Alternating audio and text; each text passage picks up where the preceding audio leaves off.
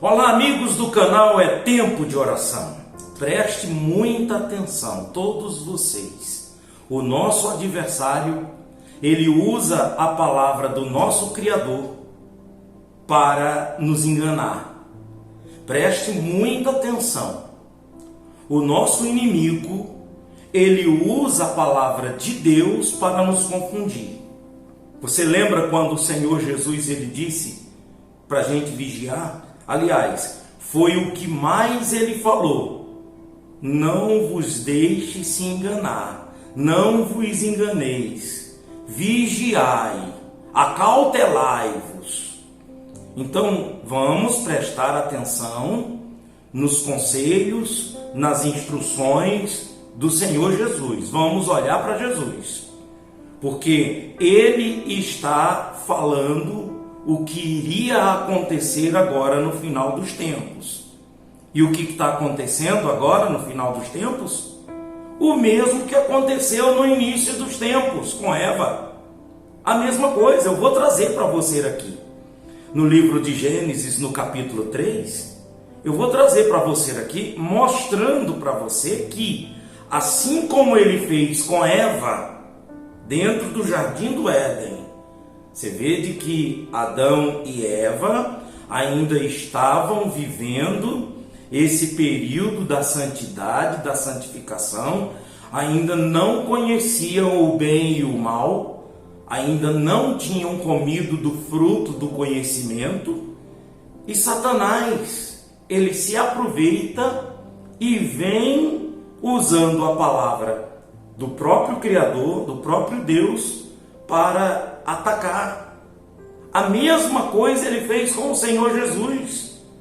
Você lembra quando ele disse para o Senhor Jesus, em Mateus 4, quando ele diz, tu não és o Filho de Deus? Transforma essas pedras em pães e come.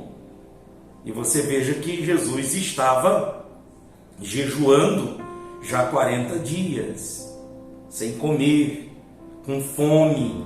Jesus estava num corpo físico, como nós estamos, num corpo necessitado à comida sólida, comida líquida, ao descanso. E Satanás, ele vem e justamente oferece comida. Agora, presta atenção nessa segunda tentação, quando eles estão perante, sobre o pináculo, como Satanás, ele usa a própria palavra de Deus, tu não és o Filho de Deus, se joga daqui abaixo, pois também está escrito que o Senhor dará ordens aos anjos. Então, amigos, eu vou ler aqui, esses 3 exemplos aqui já é o suficiente para você entender o que Deus está falando conosco nos dias de hoje. Vamos aqui. Gênesis 3, no capítulo 3, do versículo 1, diz assim: Ora, a serpente era mais astuta que todas as alimárias do campo que o Senhor Deus tinha feito. Esta serpente, disse à mulher: é assim que Deus disse. Olha aí ela usando, a serpente usando a palavra. É assim que Deus disse: não comereis de toda a árvore do jardim? Fazendo uma pergunta tendenciosa. Não é assim que Deus disse? Não comereis de toda a árvore do jardim. Aí a resposta da mulher, disse a mulher à serpente: do fruto das árvores do jardim comeremos. Quer dizer, de todos os frutos das árvores do jardim comeremos. Mas do fruto da árvore que está no meio do jardim, disse Deus: não comereis dele, nem nele tocareis, para que não morrais. Versículo 4. Então a serpente disse à mulher: certamente não morrereis. Olha aí, certamente vocês não vão morrer, vocês vão comer e não vão morrer. Aí ele dá a justificativa dele. Por quê? Versículo 5. Porque Deus sabe que no dia que dele comer, quer dizer, do fruto, se abrirão os vossos olhos e sereis como Deus. Olha o que ele traz, a comparação. Olha o que ele oferece. Ele sempre vinha oferecendo alguma coisa. Sereis como Deus, sabendo do mal e do bem. E de fato, Satanás estava certo. Satanás estava certíssimo. Só que ele estava usando a palavra de Deus justamente para convencer a mulher. A mulher certamente iria convencer o marido e assim iriam fazer justamente aquilo que Jesus disse: não façam, não comam, porque aí seria a desobediência, e uma vez tendo desobediência, o pecado, tendo o pecado, tem a morte, morreria. Isso mostra de que o ser humano, ele não foi criado para morrer, ele foi criado para viver eternamente, certo? Só que quando entra o pecado, então o pecado é o embrião da morte.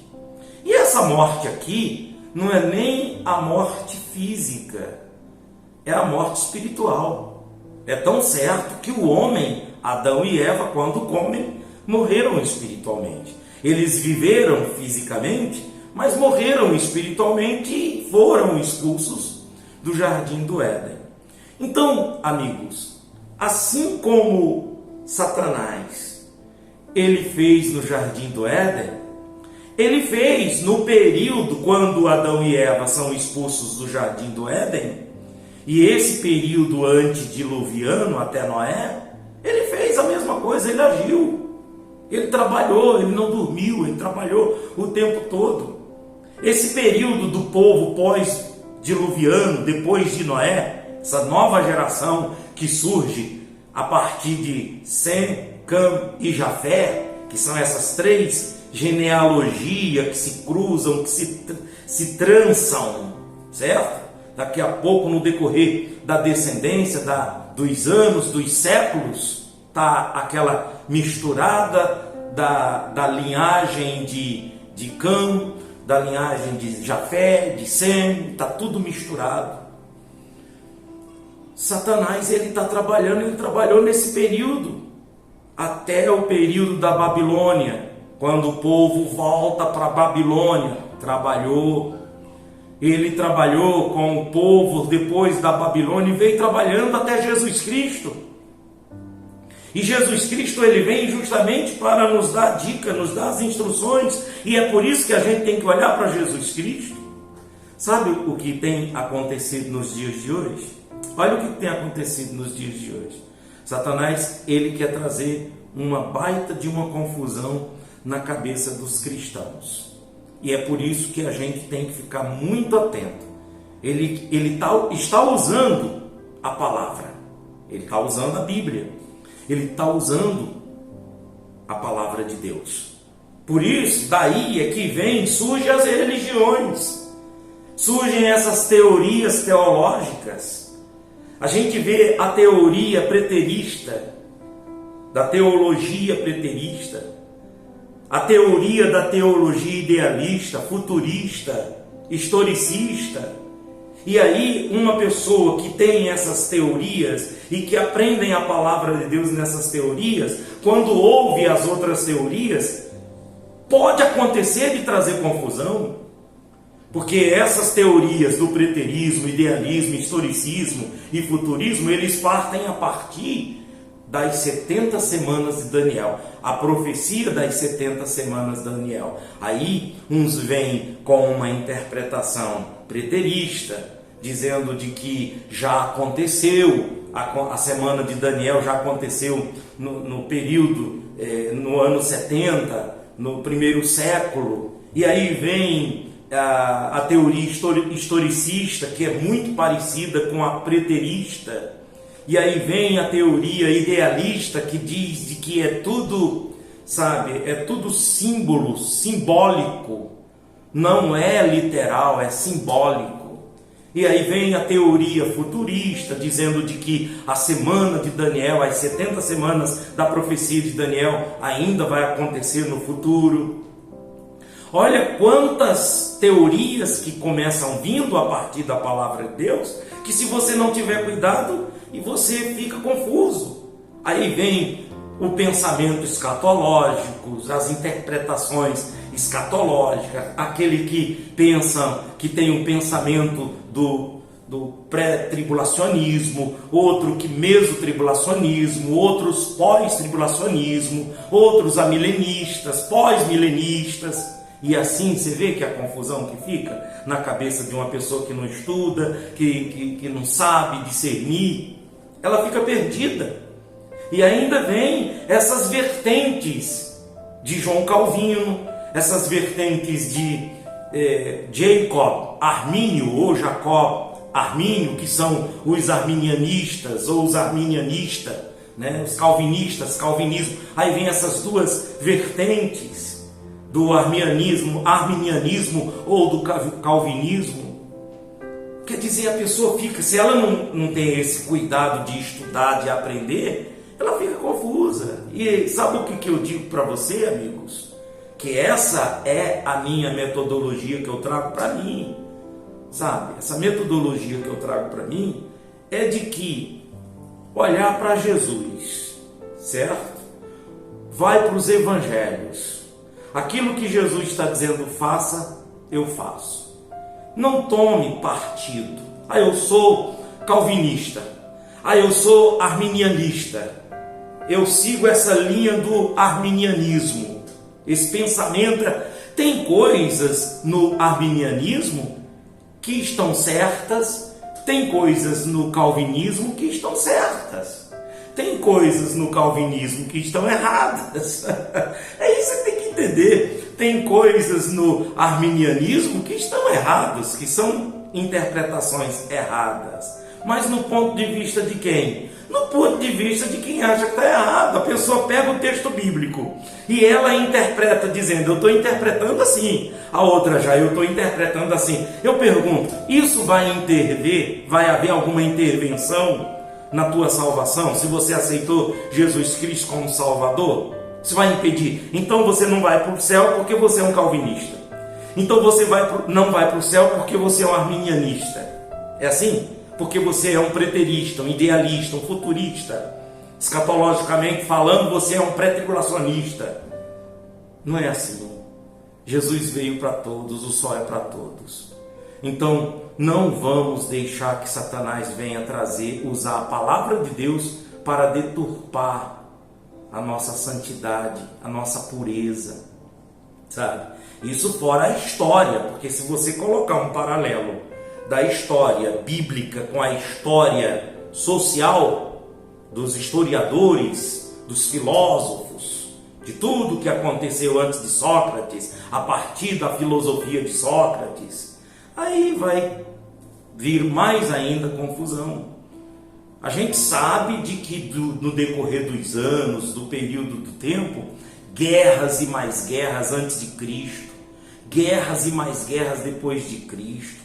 A gente sabe que no decorrer do tempo, a história, a transliteração da palavra, da própria Bíblia, vai haver algumas mudanças. Mas o teor, sabe, da mensagem de Cristo, de Deus, que é a salvação, o plano de Deus, isso aí não vai mudar. Então vamos focar nisso, na nossa salvação, e ter todo cuidado com a manipulação da palavra de Deus, com a deturpação da palavra de Deus, porque Satanás veio para Eva com a palavra de Deus, Satanás veio para Jesus Cristo com a palavra de Deus, para os apóstolos e para todos os outros. E você acha que nos dias de hoje ele também não vai vir assim? Então por isso que Jesus disse, vigiai, tá bom? Tem mais coisas para falar sobre isso aqui, mas a gente fala em outros vídeos por causa do tempo, tá bom? Vamos fazer uma oração? Nosso Deus e nosso Pai, em nome de Jesus Cristo, eu oro agora por todas essas pessoas, meu Pai, que estão dentro desse canal.